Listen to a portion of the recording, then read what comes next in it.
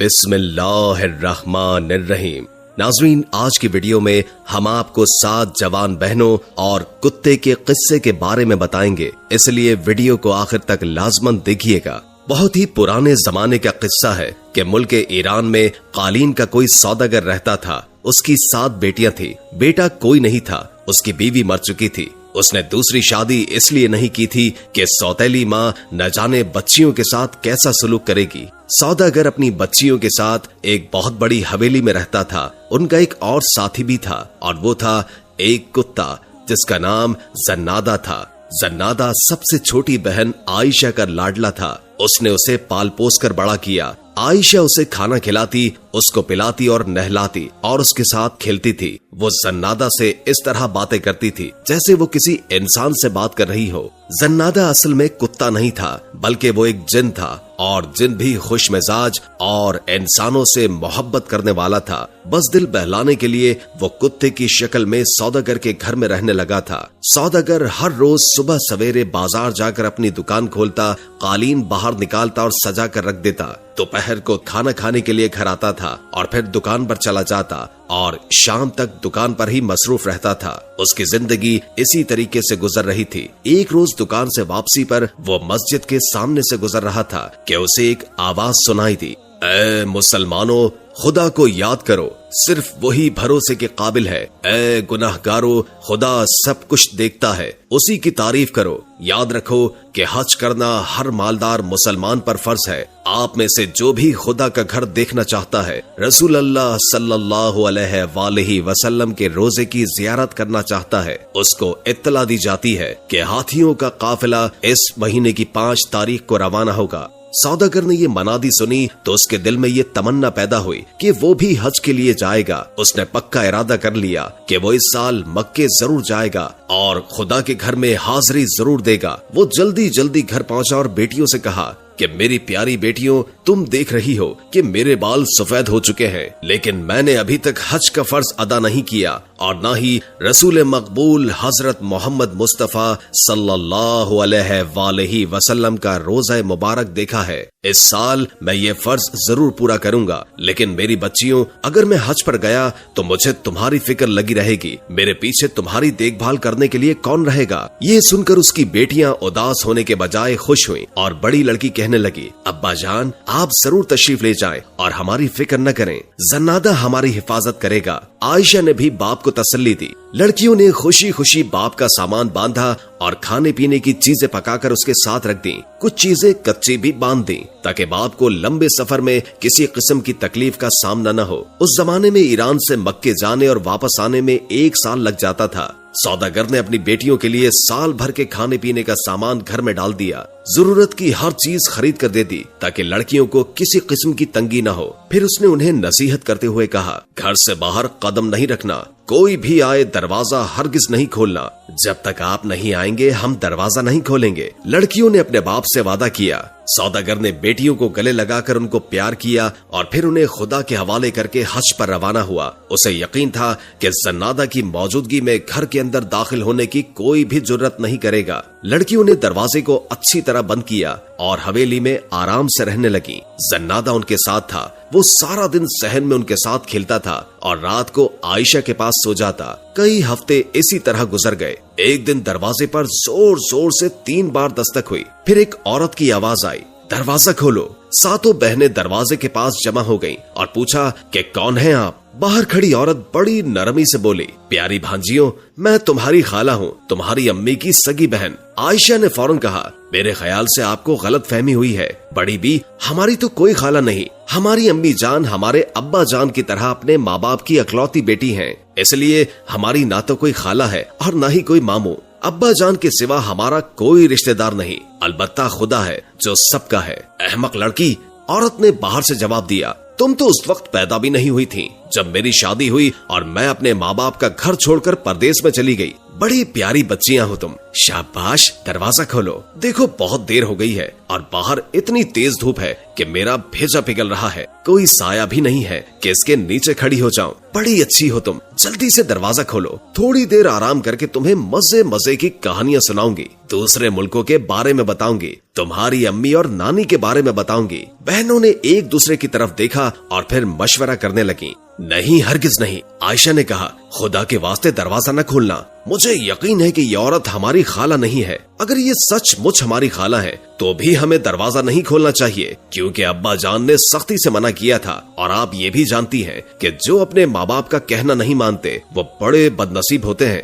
जन्नादा पास ही खड़ा था, वो एकदम भौंकने लगा। यानी मैं जन्नादा हूँ, आप सबका रखवाला हूँ। जो कोई भी आपको नुकसान पहुँचाएगा मैं उसकी बोटियां कर दूंगा। कुत्ते की आवाज सुनकर नकली खाला वहाँ से खिसकती हुई बोली, कितनी गंदी बू आ रही है इस कुत्ते से। जन्नादा जिन था, इसलिए वो बुढ़िया की आवाज से ही समझ गया कि वो कौन है। असल में वो चुड़ैल थी। जन्नादा को मालूम था कि वो बच्चियों को खाने के लिए आई है, और चुड़ैल भी ये जानती थी कि जब तक ये जिन बच्चियों की निगरानी कर रहा है वो उन्हें नहीं खा सकती, क्योंकि कुत्ते जिन भूतों और चुड़ैलों के जानी दुश्मन होते हैं। सारी रात चुड़ैल घर के इर्द गिर्द मंडलाती रही। रात के वक्त वो अपनी असली शक्ल में घूम रही थी। लंबे लंबे तेज दांत, बाल ऐसे कि जैसे सांप कुंडली मारे बैठा हो। वो जोर जोर से चीख रही थी, इस घर में 7 छोटी छोटी लड़कियां हैं, कल मैं इन सबको चट कर जाऊंगी। कुत्ता सारी रात भौंकता रहा। मैं भी जन्नादा हूँ, इन बच्चियों का रखवाला हूँ, इनका तू बाल भी बीका नहीं कर सकती। अगले दिन फिर चुड़ैल औरत के भेष में आई और दरवाजा खटखटा कर बोली, प्यारी भांजियों, दरवाजा खोलो, मैं तुम्हें देखकर आंखों को ठंडा करूंगी। मेरी मरी हुई बहन की निशानी हो तुम। देखो, मैं तुम्हारे लिए तेज तेज के तोहफे लाई हूँ। जब चुड़ैल ने ये कहा तो बाकी 6 बहनें दरवाजा खोलने के लिए दौड़ी। नाना, आयशा ने चीख कर कहा, हमने अब्बा जान से वादा किया था कि उस वक्त तक दरवाजा नहीं खोलेंगे जब तक कि वो खुद ना आए। और फिर हमारा कुत्ता जन्नादा सारी रात भौंकता रहा है। वो हमें बता रहा था कि ये औरत एक चुड़ैल है। आयशा ने अपनी बहनों को बहुत मना किया, उनको बहुत रोका, लेकिन बहनों ने गुस्से से उसे परे धकेल लिया और बुरा भला कहने लगी, तुम तो बेवकूफ हो, तुम और तुम्हारा कुत्ता दोनों। हमारी खाला आई है और हम दरवाजा न खोलें? वाह, फर्ज करो वो सचमुच की खाला नहीं है तो क्या फर्क पड़ेगा? ऐसी नरम दिल बुढ़िया हमारा क्या बिगाड़ सकती है? वो हमारे लिए तोहफे लेकर आई है, वो हमें मजे मजे की कहानियां सुनाएगी। आयशा फिर भी न मानी और बहनों का रास्ता रोक कर बोली, नहीं नहीं, मैं दरवाजा नहीं खोलने दूंगी। लेकिन बहनों ने कुछ भी परवाह नहीं की और 2-3 थप्पड़ मारकर उसे परे धकेल दिया और फिर दरवाजे की चौखट खोल दी। खालाजान तशरीफ लाइए। मगर रास्ते में जन्नादा खड़ा था। वो गुस्से के मारे जोर जोर से भौंक रहा था। वो चुड़ैल उसके डर से आगे न बढ़ी और वहीं खड़े खड़े हाथ फैलाकर बोली, बेटी, इस कुत्ते की बदबू से तो दिमाग उड़ता जा रहा है। जब तक इसे जान से नहीं मार दूंगी मैं अंदर नहीं आऊंगी। बड़ी बहनों ने उसी वक्त कुत्ते को पकड़ा और गला घोंटकर मार डाला। आयशा बेचारी बहुत रोई, बहुत चिल्लाई, बहुत मना किया, लेकिन बहनों ने एक भी न सुनी। वो 6 एक तरफ और आयशा अकेली एक तरफ। वो गरीब क्या कर सकती थी? आयशा को कुत्ते के पास छोड़कर बाकी बहनों ने बड़ी बी को अंदर बुला लिया। जो ही चुड़ैल ने दरवाजे के अंदर पांव रखा, मुर्दा कुत्ते की लाश भौंकने लगी। बुढ़िया फिर पीछे हट गई और बोली, तौबा तौबा, मरे हुए कुत्ते से तो और भी बुरी बू आ रही है। मैं तो अंदर नहीं आऊंगी, पहले इस कुत्ते को जला दो। बड़ी बहनों ने फौरन कुत्ते की लाश को जला दिया। आयशा उन्हें न रोक सकी, लेकिन जब आग अच्छी तरह बुझ गई तो कुत्ते की राख समेटकर रुमाल में बांध ली और अपने पास रख लिया। फिर अलग बैठकर अपने प्यारे कुत्ते को याद करके रोने लगी। बहनों ने बुढ़िया के लिए अच्छे अच्छे खाने तैयार किए, उससे मजे मजे की बातें सुनती रहीं। दिन के वक्त तो बुढ़िया लड़कियों के साथ हंसती और बोलती रही जैसे सचमुच की खाला हो। उसने लड़कियों को तोहफे भी दिए, लेकिन जब रात हुई तो वो अपनी असल शक्ल में आ गई। उसकी आंखें अंगारों की तरह चमकने लगी, छुरियों की तरह तेज और लंबे दांत बाहर निकल आए, बाल सांप की मानन फनकारने लगे, हाथ तेज नाखूनों वाले बन गए। वो बेचैन होकर इधर उधर टहलने लगी और चीखने और चिल्लाने लगी, इस घर में 7 बहनें हैं, मैं आज इन सबको खा जाऊंगी। आयशा को बुढ़िया पर पहले ही शक था। वो जल्दी से चारपाई के नीचे छुप गई। बाकी 6 बहनों को खबर न हुई। चुड़ैल ने उन सबको पकड़ लिया। सबसे पहले उसने बड़ी बहन से पूछा, मेरे नर्म नर्म चूजे, बोल तुझे कहाँ से खाना शुरू करूं? मेरे सर से खाना शुरू करो। क्योंकि उस अहमक ने आयशा की बात न समझी। बड़ी बहन ने जवाब दिया। बुढ़िया ने मजे लेकर बड़ी बहन को खाया। फिर इससे छोटी बहन के पास गई और बोली, मेरे नर्म नर्म चूजे, बोल तुझे कहाँ से खाना शुरू करूं? पहले मेरे अहमक हाथों को खाओ, क्योंकि उनसे मैंने आयशा को मारा था। दूसरी बहन ने जवाब दिया। चुड़ैल उसके हाथों की हड्डियां चबाने लगी। जब सारी लड़की उसके पेट में चली गई तो उसने तीसरी लड़की से पूछा। लड़की ने जवाब दिया, पहले मेरे कानों को खाओ, क्योंकि उन्होंने आयशा की एक न सुनी।